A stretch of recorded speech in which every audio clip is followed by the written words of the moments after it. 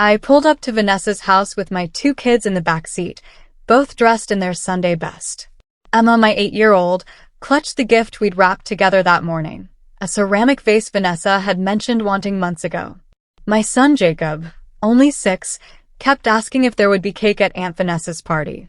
I promised him there would be. The driveway was already packed with cars, and I could hear laughter drifting from the backyard. My sister's annual spring gathering was always the social event of the season in our family. I grabbed the gift, helped the kids out, and walked toward the front door with a genuine smile. I was actually looking forward to this. Then Vanessa appeared in the doorway, arms crossed, blocking our path completely. She didn't greet us. She just stood there, eyes scanning my children with something cold behind them. I felt my smile falter. "Van," I said quietly. She glanced over her shoulder at the guests visible through the hallway, then stepped outside and pulled the door almost closed behind her. Her voice dropped to a harsh whisper, "Your kids aren't welcome here. They've ruined things." The words hit me like a slap. Emma's hand tightened around mine. Jacob's face crumpled in confusion. Inside, someone laughed loudly, completely unaware of what was happening on this front porch. My sister's expression didn't change. No apology, no softening. Just cold certainty. I stood frozen for 3 full seconds, processing what she'd just said to my children's faces. I didn't argue. I didn't plead. I simply turned around, guiding my kids back toward the car with shaking hands. Emma started to cry silently, and Jacob kept asking what Aunt Vanessa meant. I couldn't answer him. My throat was too tight. We were halfway down the driveway when I heard the front door burst open again. Heavy footsteps pounded behind us. "Wait. Please wait." It was Vanessa's husband, Marcus. He reached us, breathless and panicked, his face flushed red. He grabbed my arm gently but urgently. "Please don't leave like this," he whispered, eyes darting back toward the house. Behind him, Vanessa stood in the doorway, her expression furious. "Marcus, get back inside," she snapped. He ignored her. His panic was genuine, almost desperate. I pulled my arm free. "Why are you out here?" I asked him coldly. Marcus ran a hand through his hair, glancing nervously between me and Vanessa. "Just, please come back inside. We can talk about this." My sister's voice cut across the driveway. "Marcus," I said, "get inside." "Now." But he didn't move. Something about his fear didn't match the situation. This wasn't just about a family squabble or hurt feelings. There was something bigger happening, something he understood and Vanessa clearly didn't. I looked him straight in the eye. "Talk about what, Marcus?" "About how my children aren't welcome in your home." He flinched at my tone. I buckled the kids into the car, got in, and drove away. In my rearview mirror, I watched him standing there, frozen, while my sister stormed back inside. As I drove home, years of memories crashed over me like waves. This wasn't the first time Vanessa had treated me as less than. It was just the first time she'd extended that treatment to my innocent children. Growing up, she'd been the golden child, prettier, more popular, more successful in our parents' eyes. I was the cautious one, the planner, the one who avoided attention.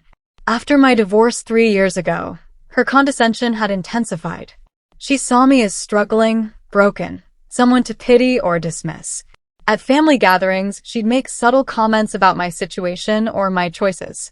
Our mother would always smooth things over, urging me to be patient with Vanessa's strong personality. But today crossed a line I couldn't uncross. What Vanessa didn't know, what she'd never bothered to ask, was that I'd quietly rebuilt my entire life. At 47, I was more stable than I'd ever been. I worked as a contract administrator for the city's housing authority, managing the very programs that approved rental assistance and property licensing. It was steady, respected work that I did well. After the divorce, I'd also gone back to school, earning certifications that opened doors I never expected. I wasn't wealthy, but I was secure. More importantly, I was proud of what I'd accomplished alone. Vanessa never asked about my job. She just assumed I was barely scraping by. That assumption was about to matter more than she could imagine. Because 6 months ago, I'd been assigned to review her rental property portfolio. That night, my phone rang. "Marcus." I stared at his name on the screen for 3 rings before answering. Hello. His voice was tight, apologetic, desperate. I'm so sorry about today. Vanessa was stressed. She didn't mean it the way it came out. She meant every word. I interrupted quietly. There was a pause. Then he tried again. What are you going to do? It was an odd question, loaded with implications I didn't fully understand yet. About what? I asked carefully. Another pause. Just, are you going to tell anyone? About what happened? I frowned. Tell them what, Marcus? That my sister doesn't want my kids around? That's her right. Good, he said too quickly. That's good. Just, let's all move past this. He didn't believe me. The next morning, I heard from my cousin Natalie that Vanessa was already spinning the story. According to her version, I'd shown up late, my kids had been wild and unruly, and I'd caused a scene when she politely asked me to manage them better. She painted herself as the victim, embarrassed in front of her guests by her dramatic sister. Natalie relayed this carefully, trying not to take sides. But I could hear the doubt in her voice, the unspoken question. Is that really what happened? I didn't defend myself. I simply said, if that's what she's telling people, that's fine. Natalie seemed surprised by my calm. You're not upset? She asked. I'm beyond upset, I admitted. But I'm not going to beg anyone to believe me. A week later, I found myself reviewing an old file from my office archives.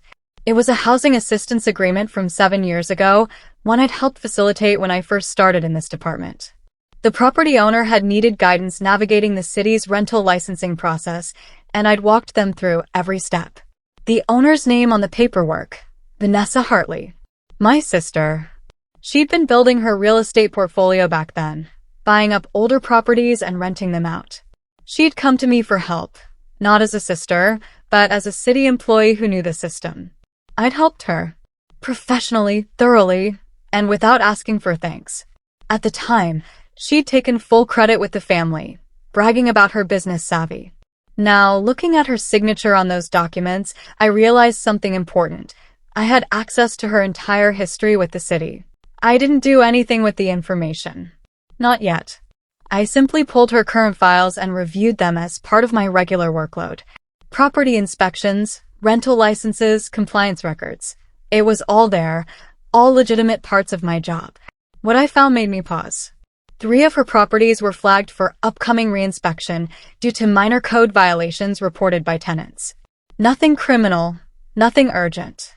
Just standard follow-up work. But the reinspection notices hadn't been sent yet.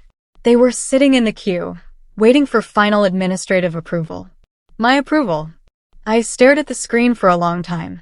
Then I processed them exactly as I would any other case, fairly by the book, with no favoritism. The notices would go out next week. Routine. Professional.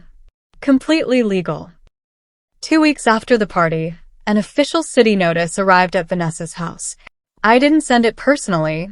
It came from the department, processed through standard channels.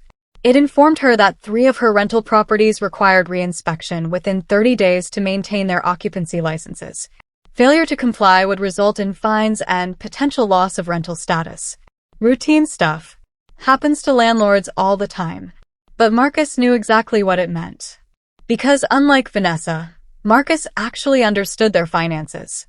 He knew how tight their cash flow was, how much they depended on uninterrupted rental income, and how expensive it would be to fix the violations and pass inspection. That same evening, my phone rang again. This time, Vanessa.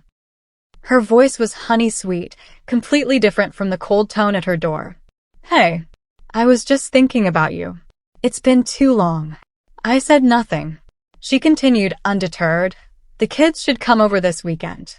Marcus and I would love to have them. Maybe we can do a movie night. The shift was jarring. 2 weeks ago, my children weren't welcome. Now she was inviting them for a sleepover? I knew exactly what had changed. No, I said simply. Her tone shifted, the sweetness evaporating. Excuse me, my kids aren't available, I replied calmly. But thank you for the offer. There was a long, cold silence. Then her real voice came through. You're being ridiculous. I'm trying to reach out here. And I'm declining, I said. Goodbye, Vanessa. I hung up. The next call came from Marcus, and this time he wasn't apologetic. He was angry. "What the hell are you doing?" he demanded. I pulled the phone away from my ear slightly, startled by his tone. "Excuse me, you know exactly what I'm talking about," he hissed. "Those city notices. The inspections. The timing is awfully convenient, don't you think?" I felt my jaw tighten.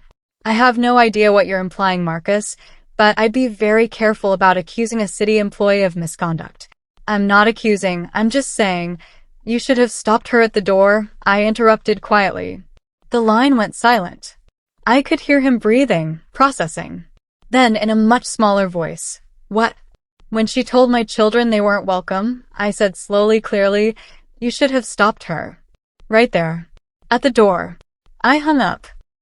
Within days, family members started reaching out. My mother called, urging me to be the bigger person. My aunt sent a long text about family unity and forgiveness. Even my younger brother, who usually stayed out of drama, messaged me, "Just let it go. For the kids' sake." Everyone wanted me to smooth things over, to apologize for whatever I'd supposedly done wrong, to restore peace. Nobody asked what Vanessa had actually said to my children. Nobody demanded she apologize first. I was expected to absorb the hurt, swallow my pride, and pretend everything was fine, because that's what I'd always done. The quiet one. The peacemaker. The one who bent so others wouldn't break. But not this time. I responded to each message with the same sentence. "I'm handling this with dignity." They didn't understand what I meant. They would soon. 3 weeks after the first notice, a second one arrived at Vanessa's properties. This one was more serious. An official follow-up stating that initial inspection appointments had been missed and rescheduling fees would apply. Additionally, one property had been reported for a potential safety violation that required immediate attention. Still routine. Still legitimate. Still part of my job. But the financial pressure was mounting. I knew from the files that Vanessa had leveraged these properties heavily. Mortgages, lines of credit, business loans, all tied to her rental income. Any disruption to that income stream would cascade quickly. Marcus knew it too. That's why he'd panicked from the start. That's why he'd chased me down the driveway. He'd known immediately that upsetting me was a terrible mistake. Vanessa still hadn't figured it out.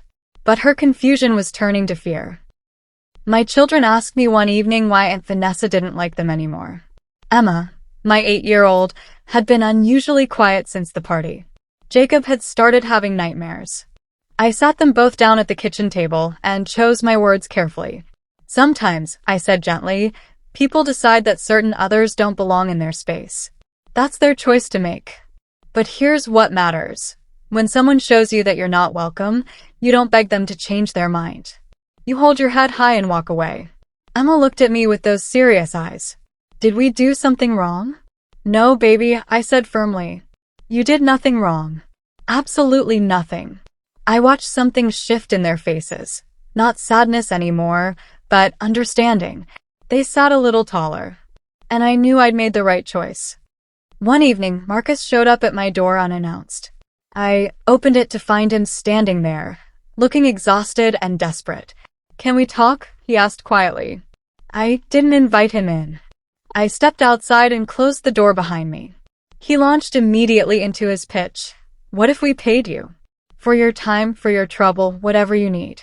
We can work something out." I stared at him. "You're trying to bribe a city official?" His face went pale.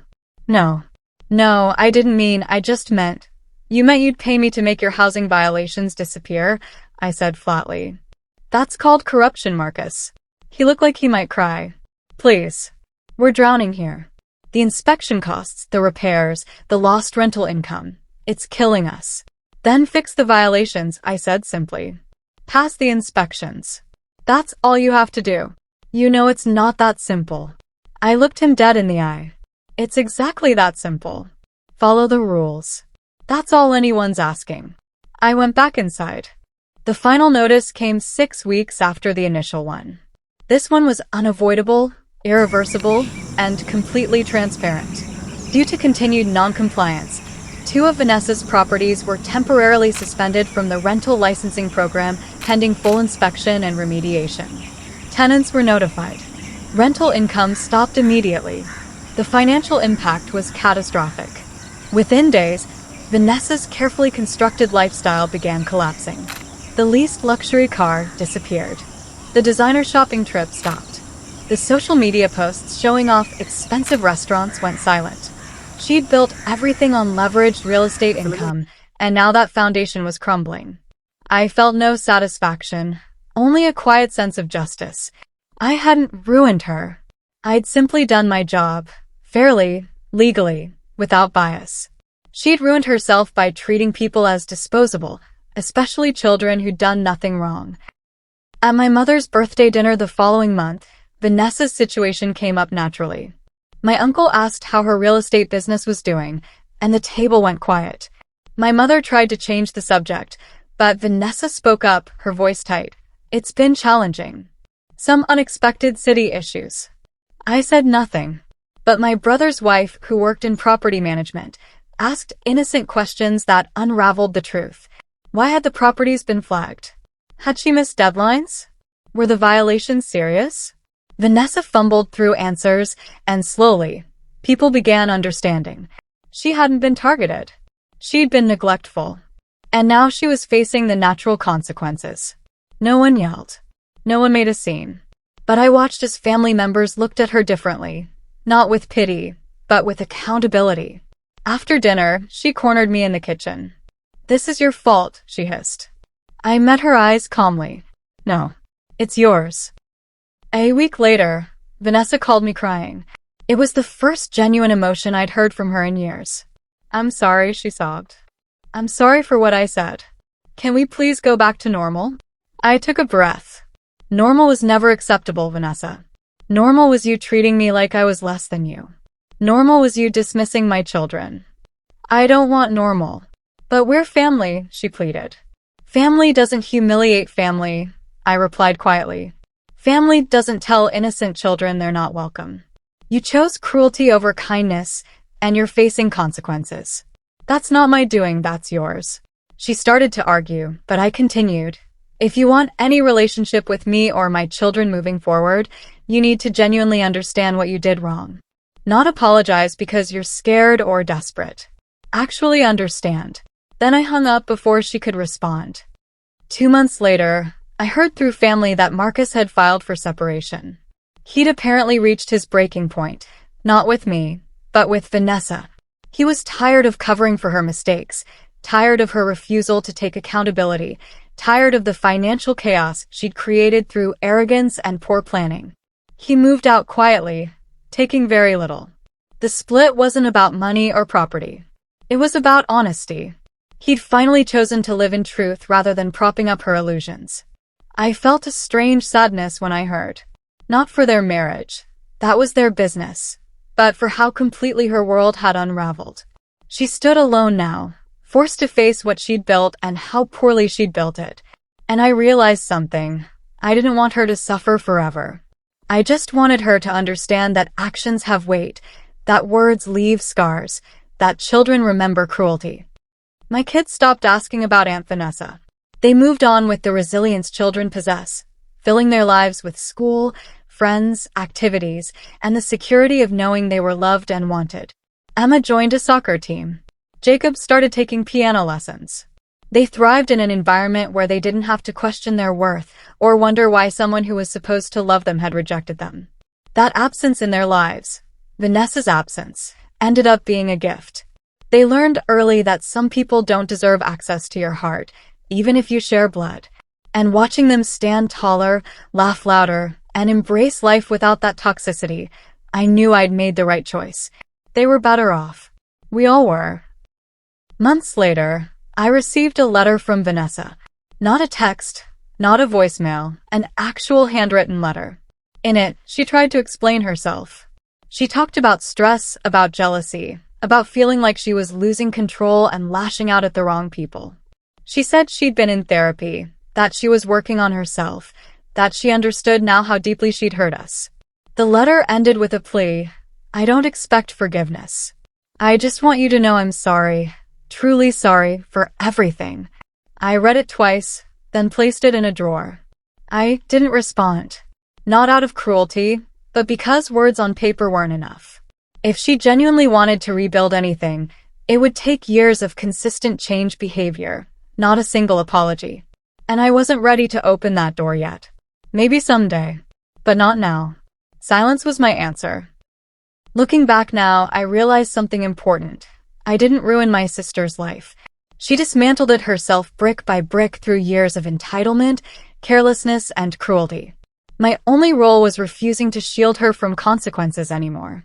For too long, I'd absorbed her harshness, smoothed over her mistakes, and made excuses for her behavior. I'd prioritized family peace over my own dignity. But the moment she targeted my children, something fundamental shifted. I stopped protecting her from herself. And yes, I did my job professionally without favoritism. But that's all I did. The housing violations were real. The missed deadlines were her responsibility. The financial collapse was built on her own shaky foundation. I simply stopped holding up the walls. And finally, after years of people-pleasing and self-sacrifice, I forgave myself for refusing to carry her weight anymore. Today, my life is quieter, smaller, but infinitely more peaceful. My children are confident, knowing their mother will always protect them. My work is respected and meaningful. And I've drawn clear, unshakable boundaries around who gets access to our lives. I learned that some lines once crossed can't be uncrossed. I learned that anyone who teaches your children they don't belong has forfeited their place in your future. I learned that justice doesn't always look like revenge. Sometimes it looks like boundaries, consequences, and the quiet refusal to accept mistreatment anymore. I didn't win loudly. I won right. Vanessa lost her power, her status, her carefully crafted image. I gained peace, self-respect, and the unshakable knowledge that I'd protected what mattered most. My children gained the invaluable lesson that dignity isn't negotiable. And that, I've learned, is the only victory worth having. Some doors, once closed, should stay that way.